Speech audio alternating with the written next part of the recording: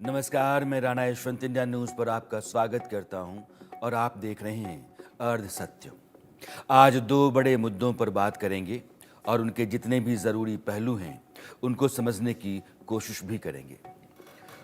पहला मामला यह है कि बाबा साहब अम्बेडकर को कांग्रेस ने कितनी अहमियत दी और इसको बारीकी से समझने की ज़रूरत आज इसलिए भी है क्योंकि बीजेपी और कांग्रेस के बीच संसद के मौजूदा सत्र के दौरान अम्बेडकर को लेकर एक तीखी जंग छिड़ी हुई है। और दूसरा मुद्दा ये कि क्या बांग्लादेश ने पाकिस्तान की तरह अपने लिए एक भस्मासुर पैदा कर लिया है। जिस तालिबान को पाकिस्तान ने पाला पोसा आज वही उसकी बर्बादी का कारण है। ठीक वैसे ही रोहिंग्याओं को ट्रेनिंग देकर जिस अराकान आर्मी के खिलाफ उसने लड़ने के लिए भेजा था, आज वही अराकान आर्मी उन बांग्लादेशियों के चलते या म्यांमारियों के चलते बांग्लादेश के लिए मुसीबत बनी हुई है। पहले बाबा साहब अम्बेडकर और कांग्रेस को लेकर छिड़ी जंग को समझते हैं। कांग्रेस के अध्यक्ष मल्लिकार्जुन खड़गे ने बाकायदा प्रेस कॉन्फ्रेंस की और कहा कि देश के गृह मंत्री अमित शाह के खिलाफ एक तरीके से मैंने मोर्चा खोल रखा है और इसकी वजह डॉक्टर अम्बेडकर है। खड़गे ने कहा कि प्रधानमंत्री नरेंद्र मोदी के लिए ज़रूरी है कि वे अमित शाह को बर्खास्त करें। कारण क्या है, अब आप ये सुनिए। हमारी डिमांड ये है कि जो व्यक्ति संविधान का शपथ लेके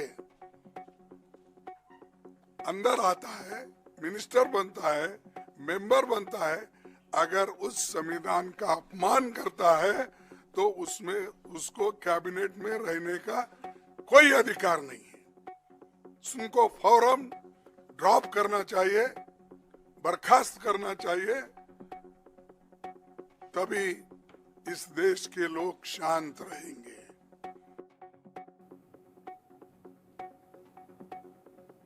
अमित शाह मंगलवार को संसद की चर्चा में हिस्सा ले रहे थे और वे कांग्रेस की नीतियों की तथ्यों के जरिए कलई खोल रहे थे।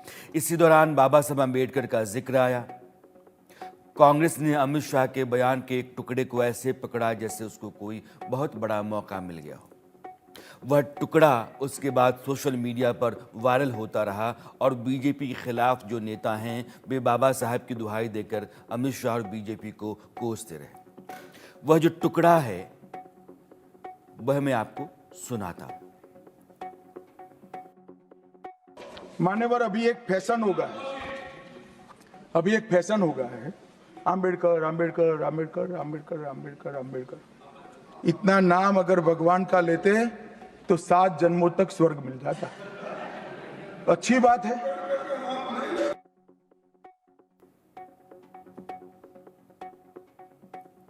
अश्वत्थामा हतो नरो वा कुंजरो वा।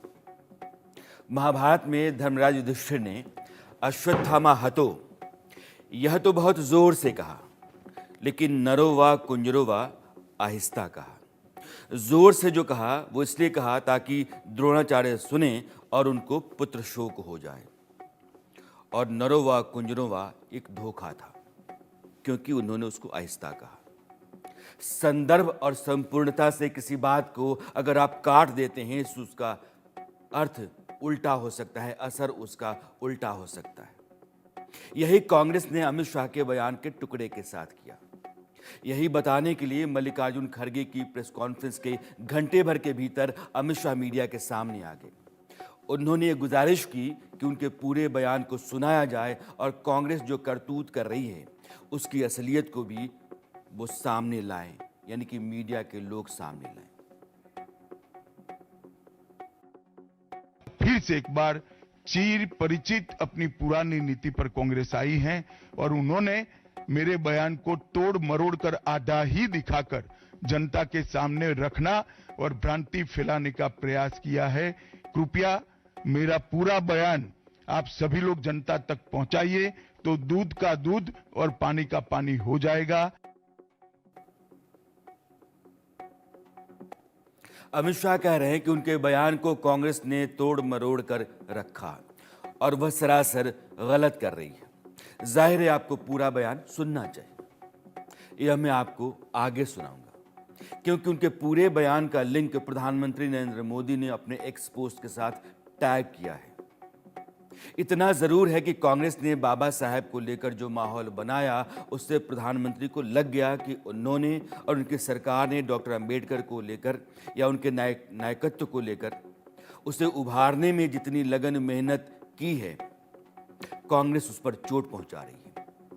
इसीलिए उन्होंने दोपहर में कई पोस्ट किए, जिसका पहला हिस्सा 12:56 पर आया। उसके थ्रेड में नीचे 5 और पोस्ट थी। यहां से हम प्रधानमंत्री के एक्स पोस्ट और उसकी असलियत की पड़ताल करते चलेंगे, ताकि आपके सामने असलियत आती रहे और बाद में एक पूरी तस्वीर आप देख सकें, समझ सकें। प्रधानमंत्री नरेंद्र मोदी का जो पहला एक्स पोस्ट था, उसमें उन्होंने लिखा कि अगर कांग्रेस और उसका सड़ा हुआ तंत्र यह सोचता है कि उनके दुर्भावनापूर्ण झूठे कई वर्षों के कुकर्मों, खासकर डॉक्टर अंबेडकर के प्रति उनके अपमान को छिपा सकते हैं, तो वे बहुत बड़ी गलतफहमी में हैं। भारत के लोगों ने बार बार देखा है कि कैसे एक वंश के नेतृत्व वाली एक पार्टी ने डॉक्टर अंबेडकर की विरासत को मिटाने और SC/ST समुदायों को अपमानित करने के लिए हर संभव गंदी चाल चली है। इस पोस्ट में 2 अहम बातें आती हैं। पहली, अंबेडकर के प्रति अपमान का भाव, और दूसरी बात ये कि अंबेडकर की विरासत मिटाने की गंदी चाल। ऐसा कहने के लिए इतिहास किन किन घटनाओं और प्रसंगों को प्रमाण के तौर पर अपने साथ रखे हुए है, इस पर मैं आगे बात करूंगा। फिलहाल प्रधानमंत्री का दूसरा एक्सपोस्ट मैं आपके सामने रख रहा हूं। वो लिखते हैं, डॉक्टर अंबेडकर को एक बार नहीं बल्कि 2 बार चुनाव में हार दिलाई गई। पंडित नेहरू ने उनके खिलाफ प्रचार किया और हार को प्रतिष्ठा का मुद्दा बनाया। उन्हें भारत रत्न देने से इनकार कर दिया गया। उनके पोर्ट्रेट को संसद के सेंट्रल हॉल में गौरव का स्थान देने से इनकार कर दिया गया। अब इस पोस्ट में PM 3 सवाल उठाते हैं। पंडित नेहरू ने डॉक्टर अंबेडकर को चुनाव हरवाया, कांग्रेस ने डॉक्टर अंबेडकर को भारत रत्न नहीं दिया और संसद के सेंट्रल हॉल में उनको जगह नहीं दी। ऊपर के 2 सवालों को जोड़ें तो कुल 5 आरोप कांग्रेस के खिलाफ प्रधानमंत्री नरेंद्र मोदी की तरफ से 2 पोस्ट में लगाए गए, बाकी 4 अभी बाकी हैं। अब जो ये 5 आरोप हैं, इनकी असलियत या इनका सच अब बारी बारी से हम देखते हैं। डॉक्टर अंबेडकर ने सितंबर 1951 में हिंदू कोड बिल पर मतभेद के चलते पंडित नेहरू की अगुवाई वाली जो अंतरिम सरकार थी, क्योंकि चुनाव 1952 में हुए तो 47 से लेकर के 52 तक सरकार का एक जिम्मा था जो प्रधानमंत्री नेहरू के पास था, तो उस अंतरिम सरकार से उन्होंने इस्तीफा दिया था। जब 1952 में देश में पहले आम चुनाव हुए तो doctor Ambedkar Bombay north central seat से शेड्यूल्ड कास्ट फेडरेशन पार्टी के उम्मीदवार के तौर पर चुनाव में उतरे। उस समय नेहरू अपनी लोकप्रियता के चरम पर थे और उन्होंने डॉक्टर अंबेडकर के खिलाफ उनके ही पीए रहे NS काजोलकर को खड़ा किया। नेहरू 2 बार काजोलकर के लिए प्रचार करने के लिए मुंबई गए, अपनी पूरी ताकत लगाई। नतीजा ये रहा कि डॉक्टर अंबेडकर 15,000 वोट से हार गए। अब आप सोचिए, जिस आदमी ने अभी कुछ ही वर्ष पहले देश का संविधान लिखा हो, उस संविधान का जनक उसे माना जा रहा हो, अपने दौर का वह सबसे प्रतिभाशाली राजनेता हो, बड़ा चिंतक समाज सुधारक माना जाता हो, उसको देश के प्रधानमंत्री ने हराने में कोई कसर बाकी नहीं छोड़ी। यह जो ग्राफिक्स है, इस ग्राफिक्स के जरिए मैं आपको दिखाता हूं। अंबेडकर 52 का चुनाव और बॉम्बे नॉर्थ सेंट्रल से वो हारे। 54 में क्या हुआ कि भंडारा, जो महाराष्ट्र की सीट है नागपुर से लगी हुई, वो सीट खाली हुई और वहां हुए उपचुनाव। अंबेडकर चूंकि लोकसभा आना चाहते थे, वो देश की संसद में बैठना चाहते थे और देश की नीतियां जो तय हो रही थी उसमें अपनी भागीदारी भी वो जताना चाहते थे। उसकी खातिर उन्होंने 1954 में फिर से अपनी उम्मीदवारी रखी। वो चुनाव में उतरे और इस चुनाव में भी उनको हरा दिया गया। यह चुनाव भी डॉक्टर अंबेडकर हार गए। दिसंबर 1956 में देश के संविधान निर्माता का निधन हो जाता है। तो एक बात जो प्रधानमंत्री मोदी कह रहे हैं कि नेहरू ने अंबेडकर को संसद नहीं पहुंचने दिया, यह बात सही है।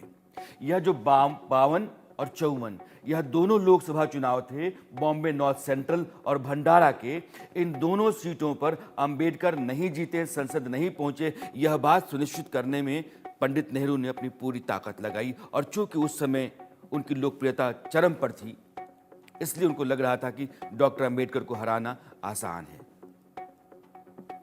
तो पीएम मोदी की यह जो बात है वो सही होती है कि अंबेडकर को चुनाव हरवाया गया। अब दूसरा आरोप वो ये है कि भारत रत्न नहीं दिया कांग्रेस ने, तो यह भी ठीक है। डॉक्टर अंबेडकर का निधन 1956 में हुआ और 1990 तक भारत रत्न मिल जाना चाहिए था, लेकिन भारत रत्न नहीं मिला। कब मिलता है? 31 मार्च 1990 को जो देश का सर्वोच्च नागरिक सम्मान है वो डॉक्टर अंबेडकर को दिया गया। और उस समय जो सरकार थी वो विश्वनाथ प्रताप सिंह की थी और ये हिंदुस्तान की इकलौती सरकार थी जिसको लेफ्ट और राइट यानी कि लेफ्ट फ्रंट और बीजेपी दोनों समर्थन दे रहे थे। और इस सरकार ने डॉक्टर अंबेडकर को भारत दिया। अब 1990 तक यानी कि आज़ादी से लेकर के 43 साल तक अगर मैं मान लूं कि 1954 से भारत रत्न की शुरुआत हुई और उससे काउंटिंग आप करें तो 36 साल बनते हैं, 1954 टू 1990। तो 36 साल तक डॉक्टर अंबेडकर की अनदेखी हुई, उनको देश का सर्वोच्च नागरिक सम्मान नहीं दिया गया। और इन 36 वर्षों में सिर्फ 2.5 वर्ष ऐसे हैं जो विपक्ष के पास थे, बाकी सारा समय कांग्रेस की सरकारें नहीं। तो कांग्रेस डॉक्टर अंबेडकर को लेकर के, उनके नायकत्व को लेकर के, देश के प्रति उनकी जो भूमिका योगदान रहे हैं उसको लेकर के कितना बेहतर सोच रही थी, उसकी बड़ी गवाही 1990 तक डॉक्टर अंबेडकर को इंतजार करना है।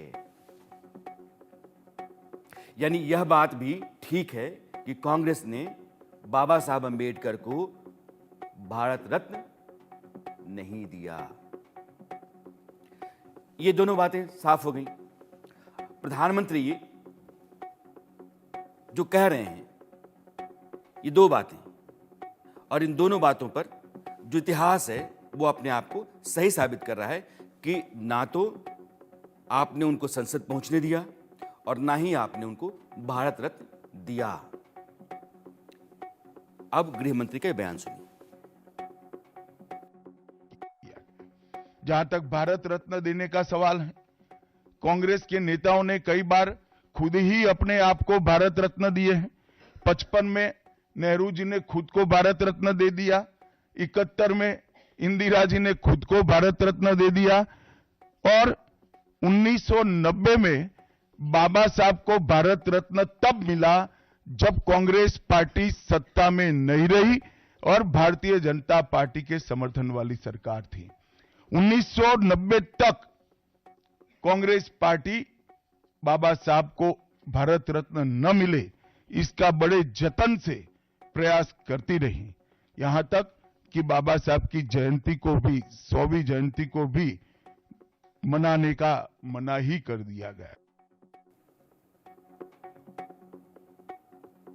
प्रधानमंत्री नरेंद्र मोदी ने अपने 2 पोस्ट में जो 5 आरोप लगाए उनकी असलियत आपने देखी।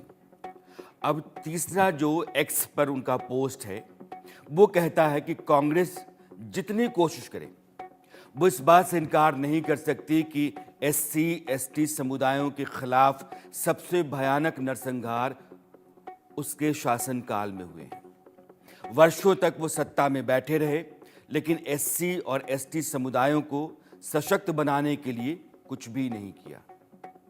और पीएम अपने अगले पोस्ट में जो कहते हैं उस पर जाने से पहले यह पूरा टेक्स्ट जो आपके सामने चल रहा है इसको आप पढ़ते रहिएगा। और अगले पोस्ट में कहते हैं कि संसद में अमित शाह जी ने डॉक्टर अंबेडकर का अपमान करने और SC ST समुदायों की अनदेखी करने के कांग्रेस के काले इतिहास को उजागर किया है।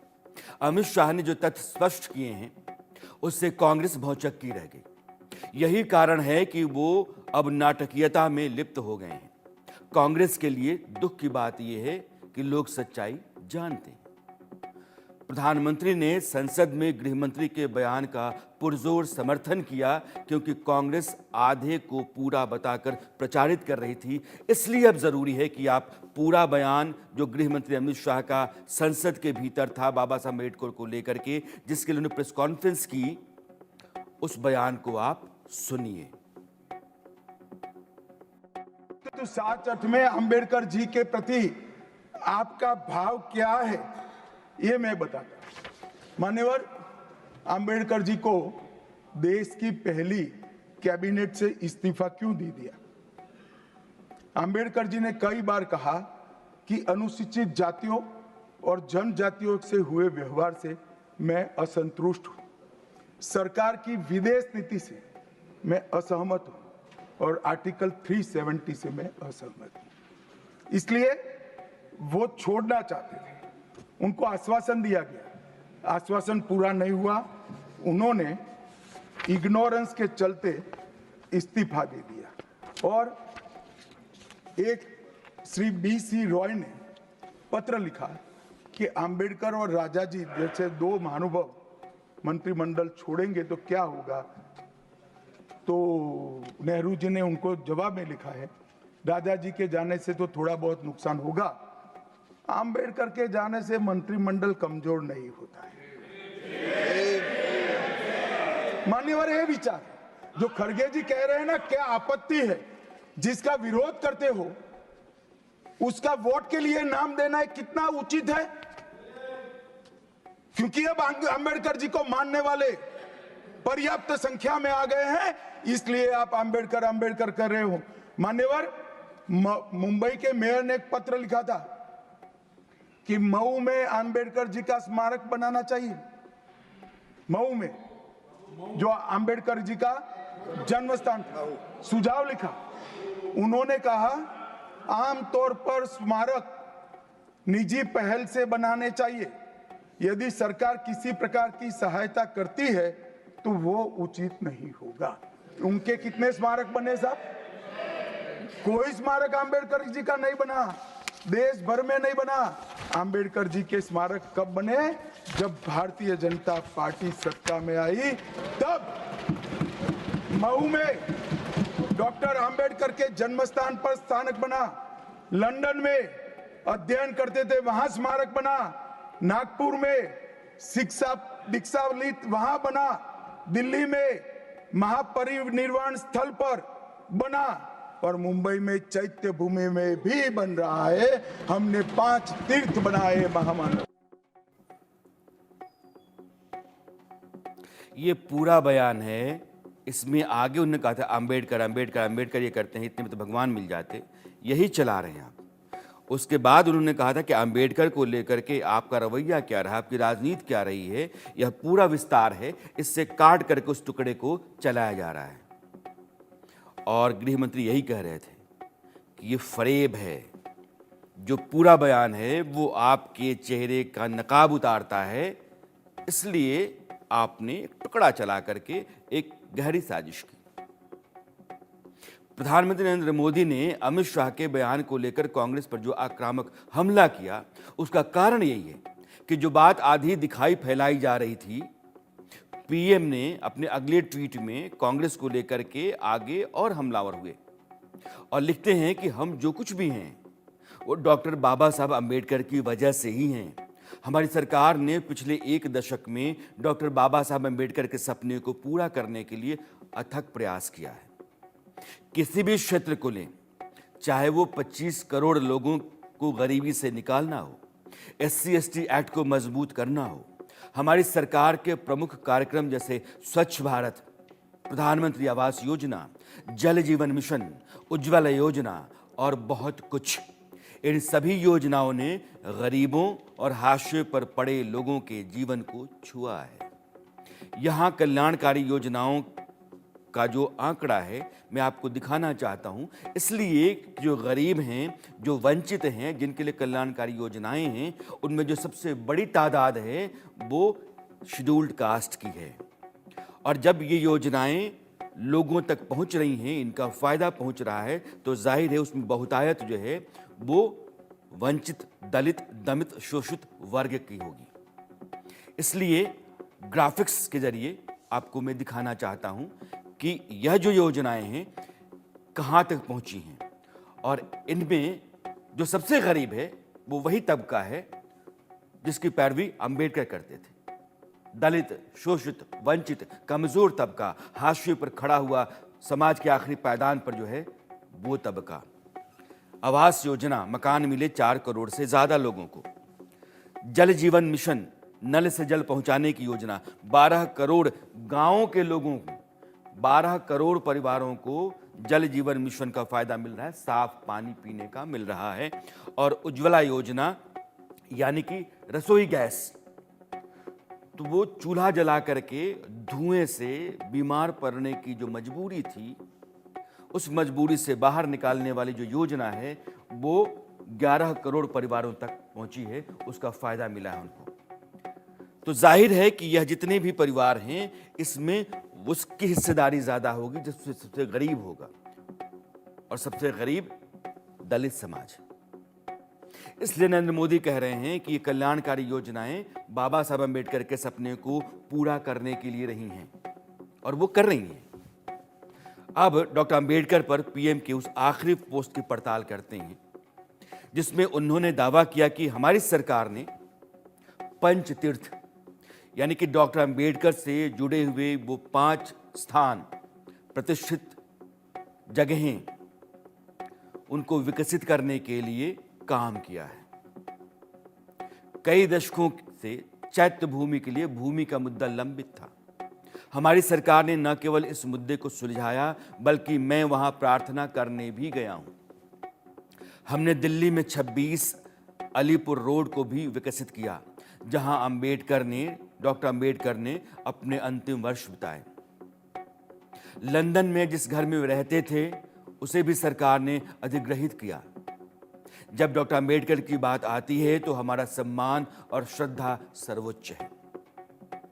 अब आप बारी बारी से उन सभी 5 जगहों की तस्वीरें देखिए जिसका जिक्र प्रधानमंत्री कर रहे हैं, क्योंकि इससे पहले वो सभी 5 जगहें जो डॉक्टर अम्बेडकर से जुड़ी हुई हैं, उनके जीवन के सिरों को पकड़ती हैं, उन जगहों को परित्यक्त रखा गया था या उनके बारे में सोचा नहीं गया था, वो ऐसे ही उदासीन सी। अब ये भीम जन्मभूमि जो महू मध्य प्रदेश में है जहां उनकी पैदाइश है, उस जगह पर इस तरह का स्मारक बनाया गया है। ये पहली जगह है जिसको दीक्षा भूमि कहते हैं, नागपुर, जहां उन्होंने बौद्ध धर्म ग्रहण करके आगे प्रचार प्रसार किया था।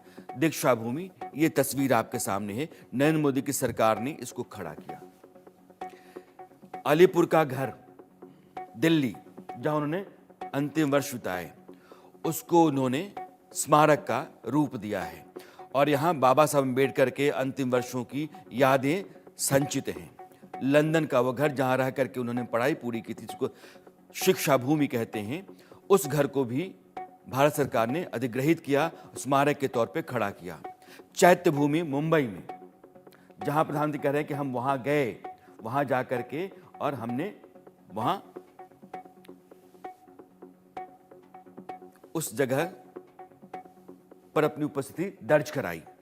तो ये 5 जो जगहें हैं ये उपेक्षित थी, उदासीन थी। इन 5 जगहों का कायाकल्प नरेंद्र मोदी की सरकार ने किया। डॉक्टर अम्बेडकर के जीवन से उनको जोड़ा और उनके जीवन के जितने भी यह बिंदु हैं, इन बिंदुओं को इतिहास में अपनी खास जगह जो थी उनकी दिलवाने की हर मुमकिन कोशिश की। इसके पहले क्यों नहीं हुआ?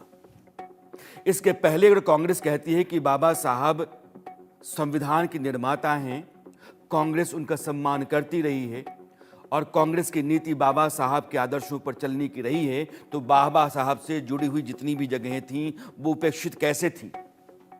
बाबा साहब को भारत रत्न कांग्रेस की सरकारों ने क्यों नहीं दिया? सवाल तो बनता है। चुनाव में तो हार जीत होती है। मैंने मान लिया कि नेहरू जी ने चुनाव हरवा दिया, जनता ने वोट दिया होगा, लेकिन ये बाकी सारे सवाल ये संगीन हैं और कांग्रेस का गिरेबान पकड़ते हैं। अब एक और मुद्दा, और यहां से आपको एक बड़ी सच्चाई का पता चलेगा। जो संविधान सभा बनाई गई संविधान बनाने के लिए, उसमें शुरुआत में 296 मेंबर रखे गए और उस 296 मेंबर्स में अंबेडकर नहीं थे। अंबेडकर नहीं थे। अंबेडकर सदस्य बनने के लिए बॉम्बे के अनुसूचित जाति संघ का भी साथ नहीं पा सके।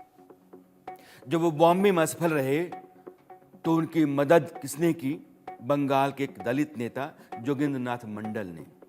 जोगिंद्रनाथ मंडल के बारे में आपको बताना चाहता हूं। उन्होंने मुस्लिम लीग की मदद से अंबेडकर को संविधान सभा में जगह दिलवाई। और जोगिंद्रनाथ मंडल ये वो शख्स हैं जो पाकिस्तान चले गए बाद में और वहां के पहले कानून मंत्री बने। तो पाकिस्तान के जो पहले प्रधानमंत्री थे लियाकत अली खान, वो भी नेहरू कैबिनेट अंतरिम सरकार थी, उसके मेंबर थे। और जोगिंद्र मंडल भी थे। और ये एक प्रधानमंत्री पाकिस्तान में बन गया, एक कानून मंत्री बना। लेकिन लियाकत अली खान की तरह जोगिंद्र मंडल पाकिस्तान में रह नहीं सकी।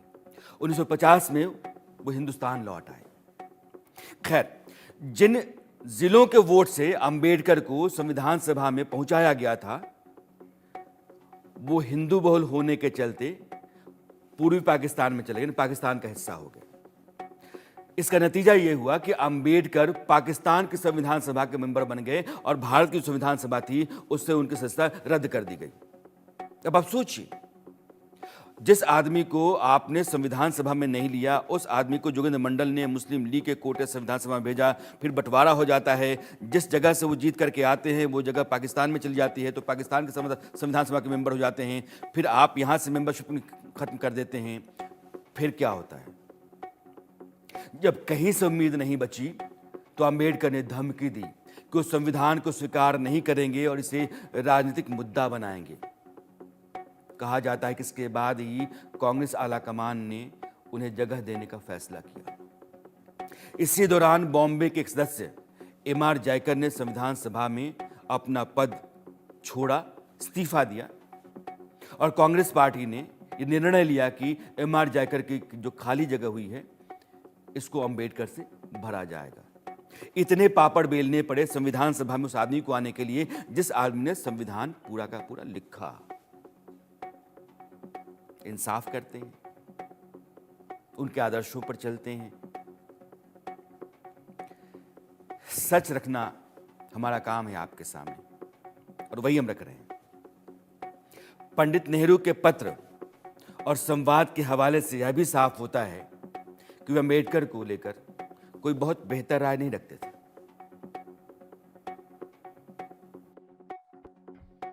नेहरू जी की अंबेडकर जी के प्रति नफरत जग जाहिर है।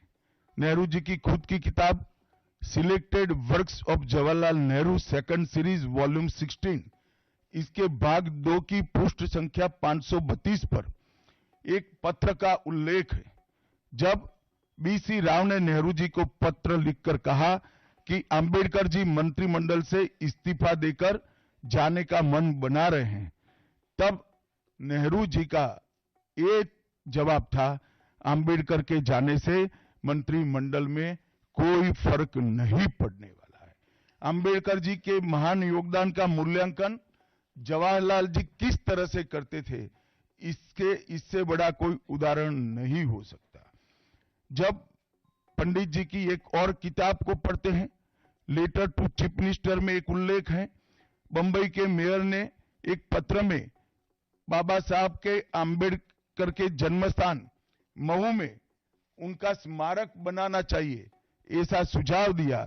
18 जून 1959 को पंडित जी ने कहा, सरकार के लिए स्मारक स्थापित करना बिल्कुल सामान्य बात नहीं होगी। आमतौर पर स्मारक निजी पहल से किया जाता है। इसमें कोई दो राय नहीं है कि डॉक्टर अंबेडकर इस देश में जिस सम्मान स्थान के हकदार थे उसको तय करने में या दिलाने में नरेंद्र मोदी सरकार ने बड़ी भूमिका निभाई है। और इससे यह भी जाहिर होता है कि बाबा साहब का जिक्र प्रधानमंत्री नरेंद्र मोदी एक महानायक के रूप में यूं ही नहीं करते, बल्कि उसकी उन्होंने असलियत में उसको साबित करके दिखाया है। सरकार में आने के अगले ही साल 2015 में बाबा साहब के जन्मदिन को संविधान दिवस के रूप में मनाने का ऐलान भी नरेंद्र मोदी ने ही किया था। तो यह जो बाबा साहब अम्बेडकर को लेकर के गृह मंत्री अमित शाह के बयान के एक टुकड़े को लेकर के प्रचार चल रहा था या दुष्प्रचार चल रहा था, उस पर जिस तरीके से कांग्रेस और बीजेपी के बीच में तलवारें तन गई थीं, उस बैकग्राउंड में, उस जमीन पर इतिहास जो अपनी सच्चाइयों के साथ खड़ा है, उसको आपके सामने हमने रखने की कोशिश की। अब बात म्यांमार की। म्यांमार का एक विद्रोही गुट जिसे अराकान आर्मी कहते हैं, उसने एक तरीके से